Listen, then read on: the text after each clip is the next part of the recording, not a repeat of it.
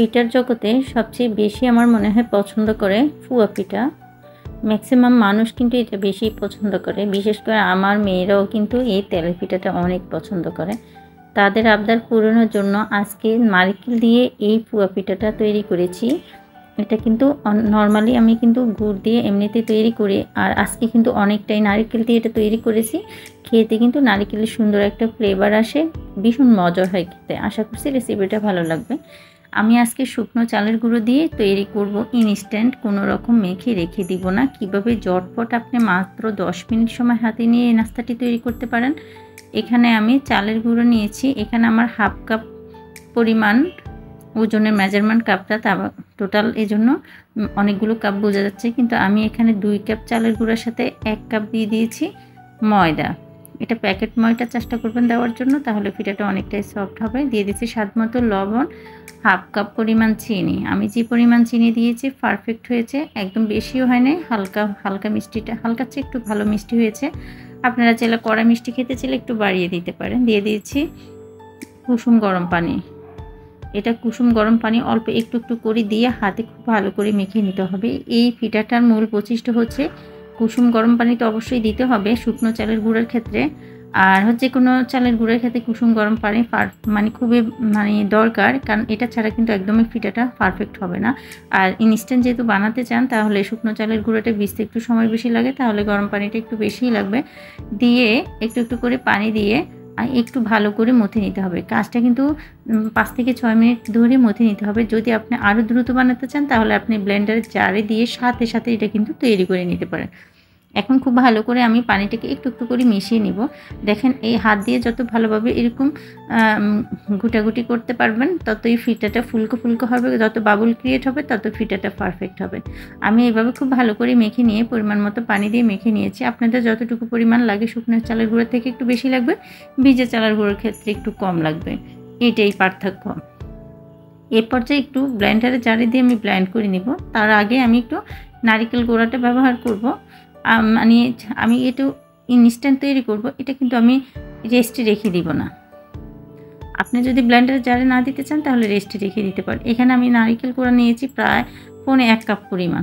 অনেকগুলো নারকেল কুড়া দিয়ে দিয়েছি, আমি আরও কিছুটা নারকেল কুড়া দিব। নারকেলটা একটু বেশি দিয়েছি, খেতে ভালো লাগবে। আর এভাবে নারকেল কুড়া দিয়ে যদি ডাইরেক্ট আপনি এভাবে দেন, তাহলে পিঠাটা কিন্তু এবড়ো থেবড়ো হবে, কিন্তু ফুলবে পিঠাটা। যদি বেটারটা আপনার পারফেক্ট হয়, পিঠাটা ফুলে যাবে। আর হচ্ছে এখন আমি সবগুলো উপকরণ মেশানোর পরে আমি ব্লেন্ডারে জারে দিয়ে 1 থেকে 1.5 মিনিট পর্যন্ত ব্লেন্ড করে নিতে হবে, আর বেশিক্ষণ লাগবে না। ব্লেন্ড করে নিয়ে আমি পিঠা তৈরি করতে চলে যাব। পিঠার গোলাটা কিন্তু বেশি ঘন হবে না, আবার বেশি পাতলা হবে না, তাহলে পিঠাটা পারফেক্ট হবে না। আর একদম পারফেক্টভাবে ফুলে ওঠার জন্য, নির্দিষ্ট একটা শেপ আনার জন্য আমি ছোট্ট একটা বাটি দিয়ে দিয়েছি তেলের মধ্যে। ডুবো তেলে অবশ্যই পিঠাটা ভাজতে হবে। পিঠা দেওয়ার আগে কিন্তু ভালো করে যেন বাটিটা গরম হয়ে যায়, সেদিকে খেয়াল রাখতে হবে। এখন আমি 1 চামচ বেটার দিয়ে দিয়েছি, দিয়ে পিঠাটা ভালো করে হয়ে আসা পর্যন্ত অপেক্ষা করব। হলে কিন্তু এমনিতেই উঠে যায়। দেখেন আমার প্রথম পিঠাটা আমার পাশে উঠে আসছে, আমার ভিডিওটা কেটে গিয়েছিল তাই শেয়ার করতে পারিনি। দ্বিতীয়টা দেখেন চামচ দিয়ে একটু আলগা করে দিলে খুব সহজে উঠে যায়।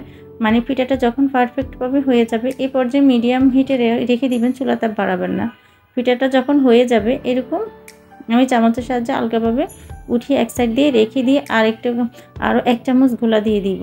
এভাবে অনেকগুলো পিঠা কিন্তু বড় কড়াইতে দিয়ে দিলে অনেকগুলো পিঠা আপনি একসাথে তৈরি করতে পারবেন। একটা একটা করে পিঠা তৈরি করতে একটু সময় বেশি লাগে, বড় কড়াইতে একসাথে তৈরি করে নিলে অনেকগুলো পিঠা খুব সহজে অল্প সময়ে তৈরি করতে পারবেন।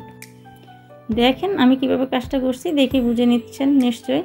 কারণ হচ্ছে এভাবে তৈরি করলে অল্প সময় আপনি ঝটপট মেহমান বসিয়ে কিন্তু আপনি এই নাস্তা তৈরি করে চায়ের সাথে পরিবেশন করতে পারেন। সকাল কিংবা বিকেলে চায়ের সাথে কিংবা বাচ্চাদের টিফিনও দিতে পারেন। এটা কিন্তু তৈরি করে আমি কিন্তু আমার বাচ্চাদের টিফিনও দিয়েছি, যেহেতু তারা একটু বেশি পছন্দ করে খেতে।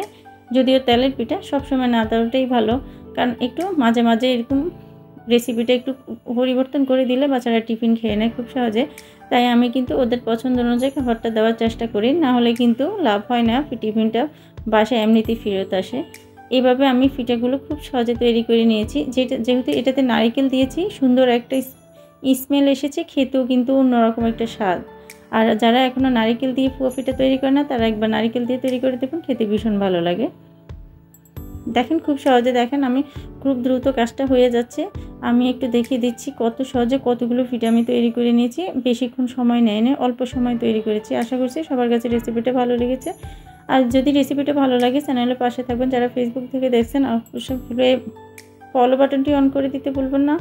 আর যদি যারা ইউটিউব থেকে দেখছেন, যারা এখনও সাবস্ক্রাইব করেননি, প্লিজ চ্যানেলটিকে সাবস্ক্রাইব করতে ভুলবেন না, পাশে থাকে বেল বাটনটি অন করে দিবেন। সবাইকে ধন্যবাদ জানাচ্ছি আমার ভিডিওটি দেখার জন্য। আর রেসিপিটা কেমন হয়েছে অবশ্যই কমেন্টসে জানাতে ভুলবেন না। সবাইকে ধন্যবাদ জানিয়ে শেষ করলাম আমার আজকের আয়োজন। আল্লাহ হাফেজ।